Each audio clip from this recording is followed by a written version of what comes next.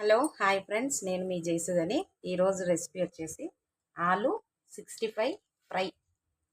ఈజీగా సింపుల్గా హోమ్ మేడ్గా నేను ఎట్లా ప్రిపేర్ చేసిందో నేను మీకు చూపిస్తాను.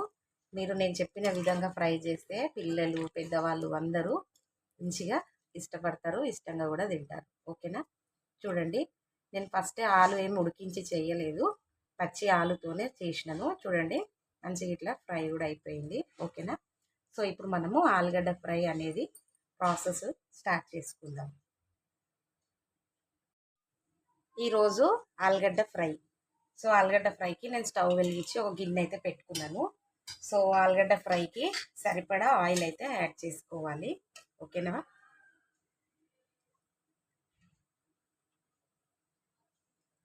నేనైతే 3 స్పూన్స్ అయితే ఆయిల్ వేస్తున్నాను. ఎందుకు అని అంటే రెండే పెద్దవి ఆలుగడ్డలు కట్ చేసి పెట్టుకున్నాను.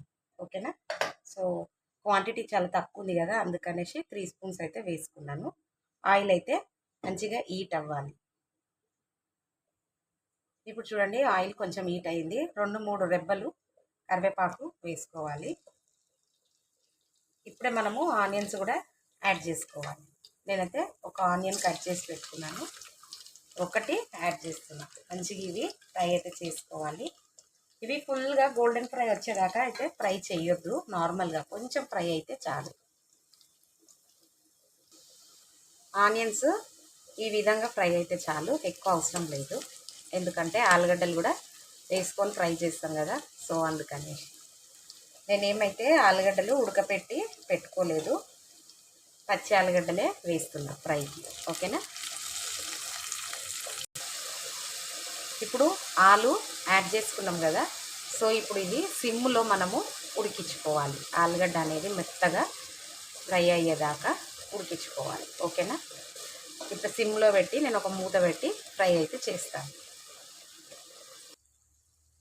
ఇప్పుడు చూడండి, ఆలుగడ్డ ఆయిల్లో ఎట్లా ఫ్రై అవుతుందో చూసిరు కదా, మంచిగా ఫ్రై అవుతుంది. ఇది ఆలు ఒకసారి చెక్ చేద్దాము ఎంత పర్సెంట్ కుక్ అయింది అనేది. 50% అయితే ఆలు ఫ్రై అయిపోయింది. ఓకేనా?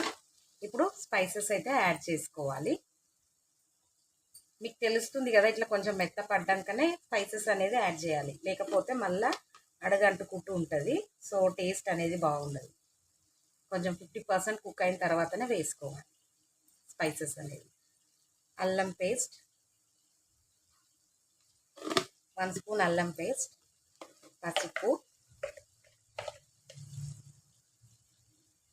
పసుపు, నెక్స్ట్ కారము, అన్నీ మీరు మీ టేస్ట్కి తగ్గట్టుగా వేసుకోండి.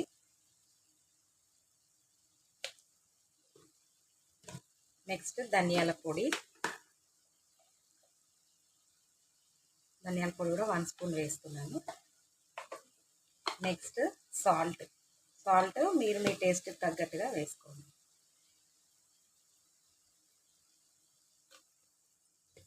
నెక్స్ట్ గరం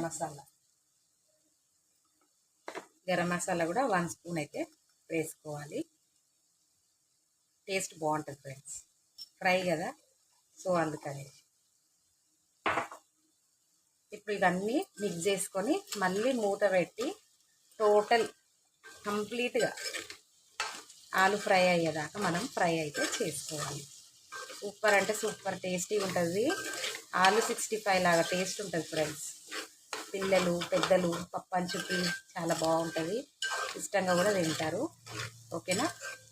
చూసారు కదా, ఇట్లా కలుపుకోవాలి. ఒక చిన్న టిప్పు ఏంటి అని అంటే, ఆలుగడ్డ ఇట్లా అడగంటకుండా మాడిపోకుండా ఏం చేయాలి అని అంటే, దీని మీద ఒక ప్లేట్ పెట్టుకొని, దీనికి సరిపడా ప్లేట్ పెట్టుకొని ఆ ప్లేట్లో వాటర్ పోసి ఇది సిమ్లో పెట్టి ఫ్రై చేసుకోవాలి. 10 మినిట్స్ అంటే 10 మినిట్స్లో మొత్తము ఆలుగడ్డ అనేది మొత్తం ఉడికిపోతుంది అడగంటకుండా. ఓకేనా? ఇది చిన్నపాటి టిప్.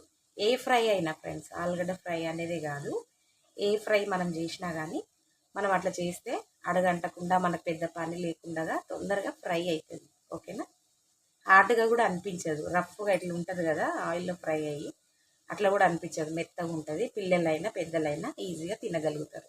ఇప్పుడు ఒక మూత పెట్టి కంప్లీట్గా ఆలు అయితే ఫ్రై అయితే చేసిన తర్వాత నేను మీకు చూపిస్తాను. ఇప్పుడు చూడండి స్పైసెస్ అన్నీ యాడ్ చేసిన తర్వాత ఆలు అయితే కంప్లీట్గా ఫ్రై అయితే అయిపోయింది. చూపిస్తాను మీకు ఒకటి చెక్ చేపిస్తా చూడండి. ఆలు చూడండి ఇట్లా నొక్కగానే తిరిగిపోతుంది. సో మన ఆలు ఫ్రై అయితే కంప్లీట్ అయింది. Last and final stove off చేసుకొని కొంచెం కొత్తిమీర పైన ఇట్లా వేసుకోవాలి. ఓకేనా, ఆలు 65 అయితే రెడీ అయిపోయింది ఫ్రెండ్స్. చూడండి, ఈ రెసిపీ కూడా మీరు అందరూ ట్రై చేసి మీ ఫీడ్బ్యాక్ అనేది నాకు కామెంట్ సెక్షన్లో తెలియచేయండి. లైక్ చేయండి, షేర్ చేయండి, సబ్స్క్రైబ్ చేయండి. Thank you for watching.